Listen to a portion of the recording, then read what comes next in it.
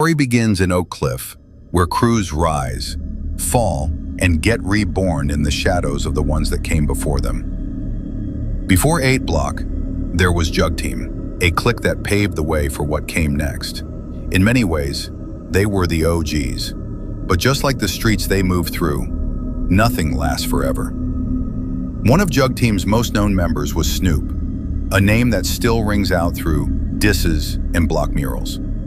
On the night of August 16th, 2018, Snoop and 2 other Jug Team members, one being Royalty Man, hit a house on East Overton Road in what police would later call an attempted home invasion, but the plan fell apart fast. The homeowner, surprised but armed, opened fire.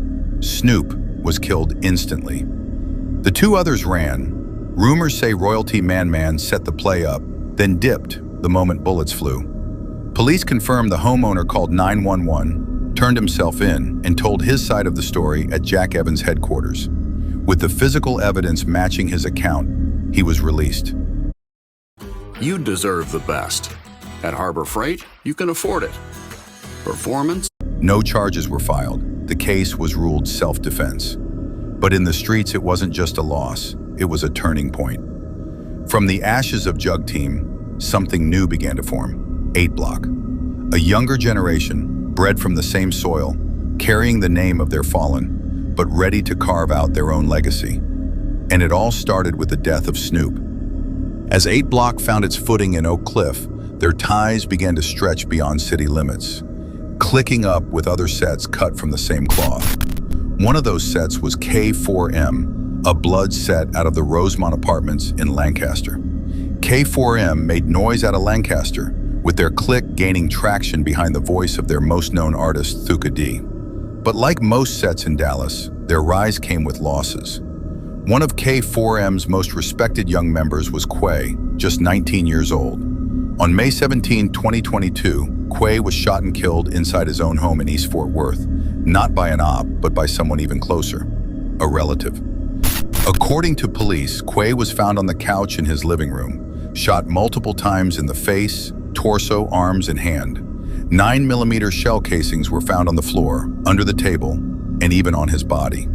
He was covered by a comforter when the bullets hit, suggesting he was either asleep or shielding himself in those final seconds. The man accused of killing him? Derek Sidner, 35, a family member. Hours before the shooting, witnesses say the 2 exchanged words outside the house, but nothing out of the ordinary. Later that night, everyone went to sleep. Then came the gunfire. It was around 2:30 a.m. when Quay's people woke up to the sound of bullets. By the time police arrived, Quay was already gone. Sidner fled the scene but was arrested weeks later in Virginia and officially charged with murder on June 16. Quay's death shook K4M, and it wasn't just because of who pulled the trigger. It was where it happened, how it happened, and who got left behind. As the streets approached the 1-year anniversary of Quay's death, the wounds for K4M were just beginning to reopen. Exactly 1 week before the day Quay was killed, the set suffered another heavy blow. On May 10, 2023, Dre, a known member of 8 Block/K4M, was shot and killed in Oak Cliff during an attempted carjacking that went violently wrong. It happened just before sunrise at the Quick Trip gas station off SRL Thornton Freeway near Glen Oaks Crossing. I emphasize again, it is free to join my community. The stocks I share are also free. The techniques and strategies.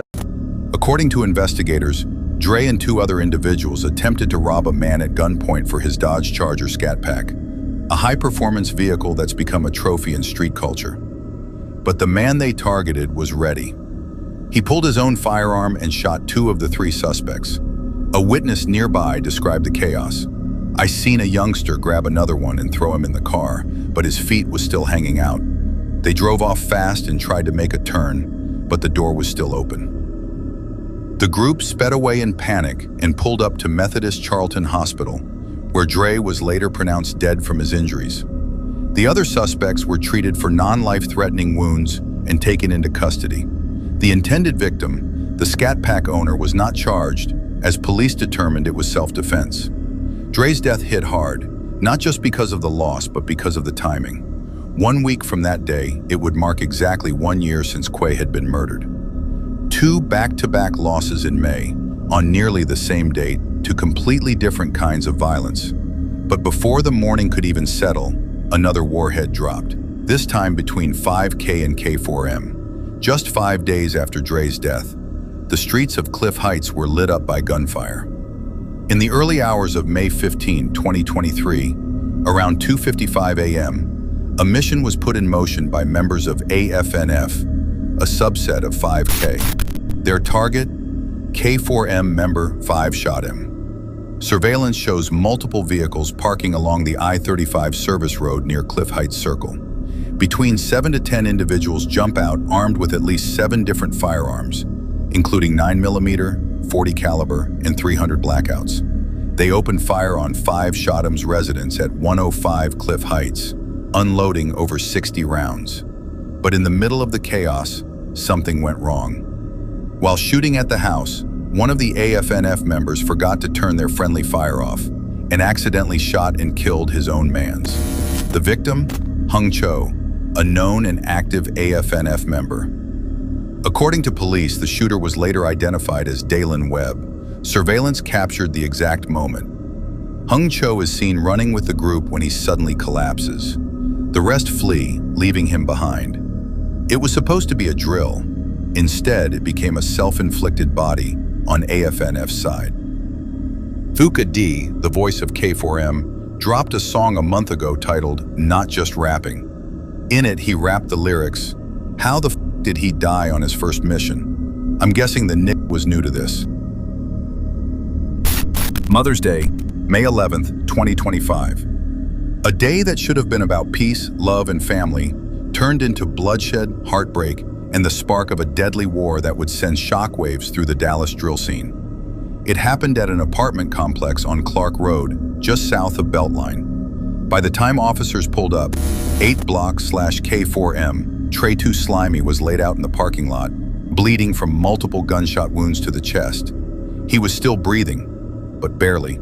Paramedics rushed him to the hospital, but Trey didn't make it. At first, it looked like a personal dispute gone wrong. But within hours, it became clear this was no one-off. This was the opening shot in one of the most unexpected and intense feuds Dallas had seen in years. The shooter, Chance Bennett, a member of 300. According to the police affidavit, the violence started over a heated argument involving Trey's sister and a neighbor. That neighbor just so happened to be Chance's sister. She called her brother up to the complex, and when he arrived, it didn't take long before bullets started flying. Witnesses said the parking lot went from yelling to gunshots in seconds. Trey and Chance both pulled weapons, both fired. Trey was hit multiple times. Chance was grazed in the head. He survived and was later tracked to the hospital, where he tried to claim self-defense, saying Trey pulled a gun on his family. But with surveillance footage, shell casings, and witness statements stacked against him, Chance was arrested for murder. He's now being held in DeSoto's Tri-City Regional Jail, bond set at $1 million.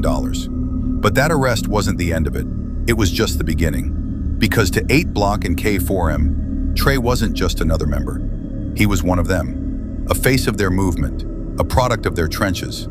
And when his name hit headlines as another young black man gunned down on Mother's Day, the city braced itself.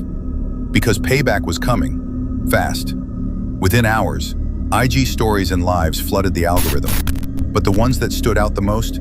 Savage Gang, a deep-rooted South Dallas clique who saw Trey's death as fuel for trolling. One of their loudest voices? John Block 415. He hit the net with zero hesitation, mocking Trey's death like it was comedy, laughing on live, posting disrespectful stories, throwing dirt on Trey's name like he was just another body in a statistic. But to 8 Block, that was family. And disrespect like that, it wasn't gonna slide. Exactly 25 days later, June 5th, 2025, 8 Block struck back. And they weren't alone. They moved in alliance with Blitz Gang, a clique already locked in deadly beef with Savage Gang over a shooting from the year before. Back in March 2024, SG members J3 Get Busy and Mo Gotti tried to hit Blitz Gang member Guap. Instead, they hit his home, killing his mother, Lucretia Thomas, in cold blood. That wound had never healed, and now 8 Block gave Blitzgang a reason to spin again. On the 2700 block of Lenway Street, 8 Block and Blitzgang pulled up deep, masked, armed, and moving like they had a point to prove. Reports say they spotted SG Baby J, One Glow, and One Glow's brother standing outside, posted like it was just another night in South Dallas. But it wasn't. Seconds later, war broke out. Over 50 shots rang out, bullets tearing through the block, glass shattering, neighbors screaming and hitting the ground. 7 people were hit in the spray, including One Glow and his brother. 2 names that carried weight in their section. 2 of the victims were left clinging to life. All 7 were rushed to nearby hospitals. And just like that, the block was left drenched in chaos. Even for a city used to violence, this wasn't just another shootout. This felt different. This was different. To the police, it was a nightmare. To the streets, it was shocking. Nobody expected 8 Block to double back like this. This fast, this deep, and this bold. But they showed up to make a statement. Trey's death wasn't going unanswered. SG's disrespect wasn't going unpunished. This was calculated payback, and it hit like a message carved in blood. To seal the message in blood, 8 Blocks, BHM, Lil Pat, slid through 300's apartments and recorded a trailer mid-spin like it was a war announcement. He wasn't hiding. He was narrating revenge in real time. Nick got on that live and said what they said. Now it's 7 Nick shot for trolling. It wasn't a diss, it was a declaration. 8 Block wasn't just spinning, they were storytelling with shell casings.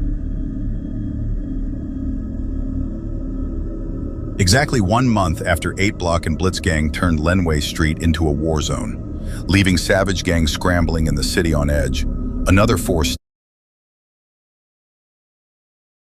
Creating an inviting, inspiring room for your child is easy at Living Spaces, where our kids and teens collections offer. Step forward. SOB, Stand on Business, also known to the streets as Step or Bury. They weren't just another crew in the mix. They were clicked up with K4M, not through songs or shoutouts, but through shared enemies, close ties, and mutual war. SOB had been quiet, but never absent. Based out of Mesquite Village apartments, they had already earned their name. And now the city watched to see how they would answer Trey Too Slimy's death. Their face? Law 5, a Dallas Drill Records artist sitting in Dallas County, fighting 2 separate shooting cases. But while Law 5 was behind bars, his gang wasn't idle. What happened next had nothing to do with rap. No lyrics, no clout, no chasing views. This was raw. This was personal. K4M was still in pain. 8 Block had already sprayed the city with a message. 7 shot on Lenway. Now it was SOB's turn to reply. July 25th, 2025. The heat in Dallas was rising, and so was the tension. According to police and sources on the ground, SOB member No Face came across 6 300 members near a house on Pecan Creek Drive in Mesquite. 1 versus 6. At 9:30 p.m., a shootout erupted. 1 victim was rushed to the hospital with a gunshot wound, but survived. The second, Brandon B.J. McGee, a 300 member, was found dead at the scene. He was the only one who returned fire. The rest of his crew? They ran. They left him. A soldier bleeding out, alone in the dirt. The same gang he slid for, laughed with, rode for, left him to die. No Face was arrested, but released the next day. The case was too murky, his age too young, but his message, clear. When the news broke, the streets exploded. Lives, stories, memes, disses. 8 Block mocked 300 for folding 6 deep to a solo shooter. The internet laughed, the ops rejoiced. But behind the trolling was something nobody could joke about. This was retaliation. Not just an act of violence, an answer. Trey for BJ. A soul for a soul. This wasn't just about who won or who lost. This was about what was paid. Trey's murder started the chain. Savage gangs trolling escalated it. 8 Block and Blitzgang dropped a mass shooting. 7 victims hit. And SOB, they stepped up and evened the score. 1 man, 1 gun, 6 targets. Only 1 shooter walked away, and it wasn't the ones with the numbers. BJ died alone, and the city watched it unfold in real time. Trey Too Slimy, gone. 7 shot on Lenway.